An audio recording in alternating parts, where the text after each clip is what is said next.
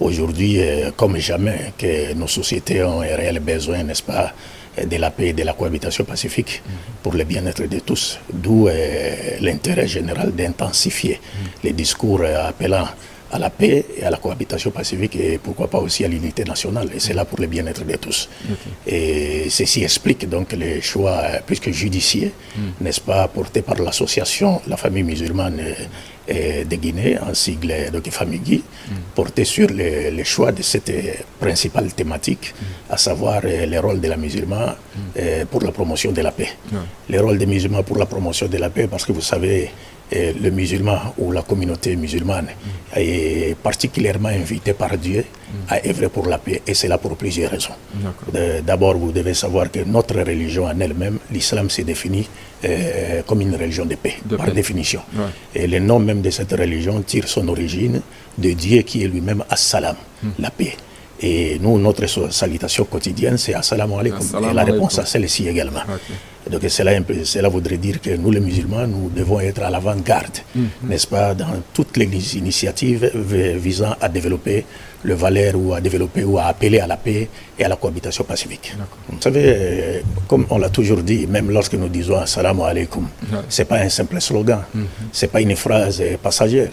Ce qui fait que la plupart des temps, nous les musulmans, nous ne sommes pas capables, n'est-ce pas, de réaliser la paix et la cohabitation pacifique dans nos sociétés parce que nous ne voyons pas, n'est-ce pas, nous n'interprétons pas bien cela, quoi.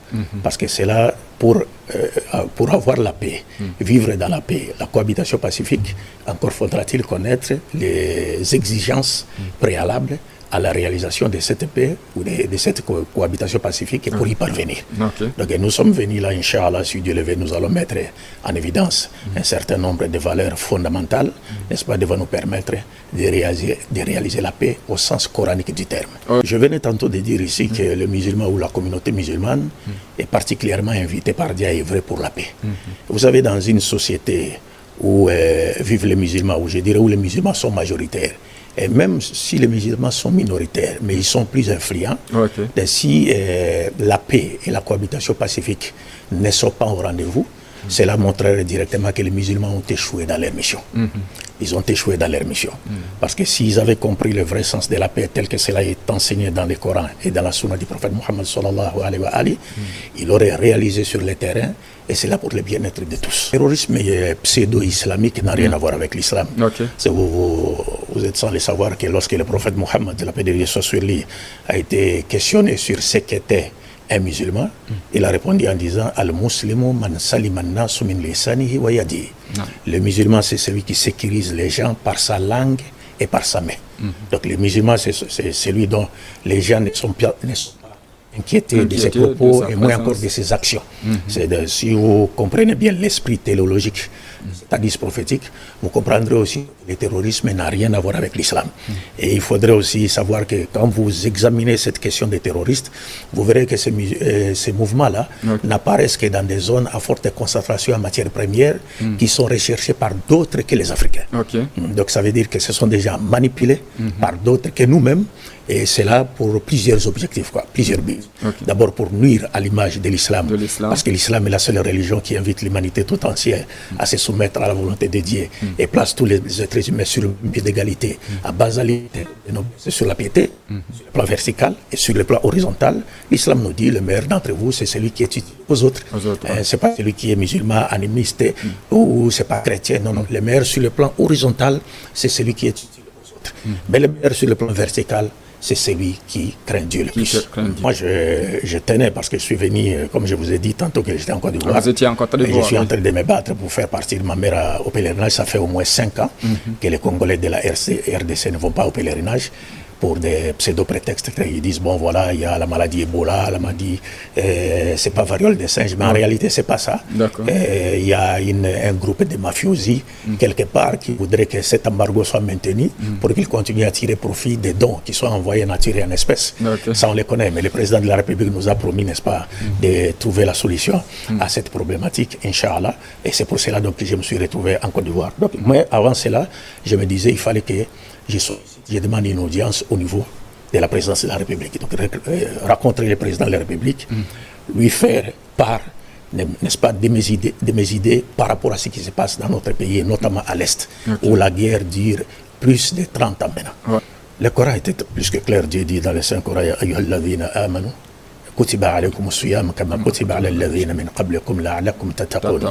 c'est la dernière partie du verset qui doit attirer notre attention. Les jeûnes vous a été prescrit comme il a été prescrit aux communautés qui vous ont dévancé, donc les communautés, les dispensations prophétiques antérieures. Et c'est là afin que vous deveniez pieux. Vous comprenez? Donc le verset présente, l'esprit du verset présente le ramadan comme une école de formation. Comme une école de formation. C'est-à-dire, lorsqu'arrive le ramadan, nous sommes appelés à relever ce défi. C'est-à-dire à mener une vie vertueuse, fondée sur la volonté de Dieu, telle qu'il attend de nous sur le plan vertical et horizontal, à s'armer de vraies valeurs spirituelles et morales de l'islam et de l'humanité, pour le bien-être de toute la société. Donc après que le ramadan soit passé, étant donné que le ramadan est une école de formation, après que le ramadan soit passé, nous devons continuer à mener toujours cette vie de piété comme nous le faisions pendant les mois de ramadan. Mais le malheur serait de voir certains d'entre nous musulmans, n'est-ce pas, après que le ramadan soit passé, revêtir encore les manteaux de leur vie d'immoralité et consorts. Et certains même, les jours même de la fête du mois de ramadan, ils commencent même, d'autres prennent des boissons alcooliques, d'autres prennent des rendez-vous des zina, alors que le prophète Mohammed sallallahu alayhi wa sallam nous dit par rapport à ces jours-là, Man asa Allah yawm al-Eid, kaman asa Allah yawm al-Wa'id. C'est lui qui désobéit à Dieu le jour de la fête d'Eid, c'est comme s'il a désobéi à Dieu le jour du jugement dernier. Bien sûr, comme je l'ai dit, c'est une école de formation. Donc quand on gêne, même la faim, c'est juste sur le plan extérieur, on voit la faim. Mais en réalité, la faim, le fait de se priver de boire et de manger du matin jusqu'à l'heure de la rupture, c'est encore une école. Ça nous permet non seulement d'apprendre la patience et la persévérance, mais aussi de comprendre les difficultés des autres, n'est-ce pas? Parce qu'on dit souvent que lorsqu'un pauvre dit je faim, pour un riche, c'est comme s'il a du vertige seulement. La faim, c'est seulement pour lui. Est-ce que vous comprenez? Et ensuite, donc, lorsque arrive le mois de Ramadan, comme je l'ai dit, et que nous nous sommes fait violence, n'est-ce pas, pour devenir une expression des valeurs spirituelles positives et morales d'islam, et l'islam, cela apportera certainement un grand changement à nous et nous rapprochera plus de Dieu et nous permettra de réaliser les buts pour lesquels nous avions été créés. Bon, l'objectif, comme on l'a dit, l'objectif c'est quoi? C'est pendant les 10 derniers jours, comme le faisait le prophète Mohammed sallallahu alayhi wa sallam et ses apôtres qui l'ont suivi dans la vérité dont il était dépositaire et transmetteur. C'est une période d'abord où Dieu a fait miséricorde, ils peuvent se retirer dans une retraite spirituelle dans de différentes mosquées. Écarter vraiment du monde, montrer que le monde est rien pour nous. Vous allez voir, même nous les musulmans, lorsqu'arrive l'heure de la prière, on attend Allahu Akbar, Allahu Akbar. On abandonne tout, on répond à l'appel de Dieu pour montrer qu'effectivement, Dieu est Akbar au-dessus de tout. Parce que même si nous étions dans notre commerce, nous savons que même si on est en train de vendre, mais c'est lui qui nous permet de vendre et qui nous permet d'avoir une fortune, une richesse, c'est celui-là qui nous appelle à faire quoi? À l'adorer. Et c'est celui-là qui nous demande encore d'acheter son paradis par ce qu'il nous a donné.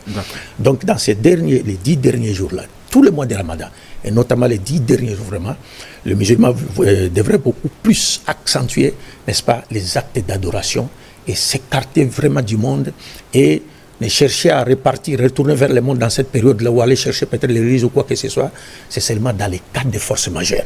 Maintenant, on doit vraiment montrer que Dieu, pour nous, Dieu est au-dessus de toutes choses. Parce que c'est ce jour-là que le Coran a été révélé. Vous comprenez? Et c'était un lundi parmi les 10 derniers jours du mois de Ramadan. Comme le prophète Mohammed sallallahu alayhi wa sallam le disait, il dit, moi je suis né un lundi, n'est-ce pas? Et il a été choisi prophète un lundi. On lui a révélé le Coran un lundi. Il a fait l'Isra un lundi. Et il est mort aussi un lundi. Mais pour ce qui est de Laylatul Qadr, c'est le jour où le Coran a été révélé. Et c'est un jour de grande bénédiction parce que le Coran est le dernier testament de Dieu adressé à toute l'humanité. C'est-à-dire c'est dans le Coran que Dieu a placé les solutions à tous les problèmes de l'humanité, n'en déplaise aux antagonistes. D'abord par rapport à la conférence qui portera donc sur le principal thème qui est donc le rôle du musulman dans la promotion de la paix. Je rappellerai ici à mes frères et sœurs musulmans que nous sommes appelés à œuvrer, n'est-ce pas, pour la paix et pour la cohabitation pacifique dans nos pays respectifs. Et parce que sans la paix, nous ne parviendrons jamais à construire une société beaucoup plus prospère, n'est-ce pas, et stable. Et c'est là pour tout le bien-être de tout le monde, n'est-ce pas, et sans tenir compte aussi de diversité culturelle ou religieuse, et ainsi de suite.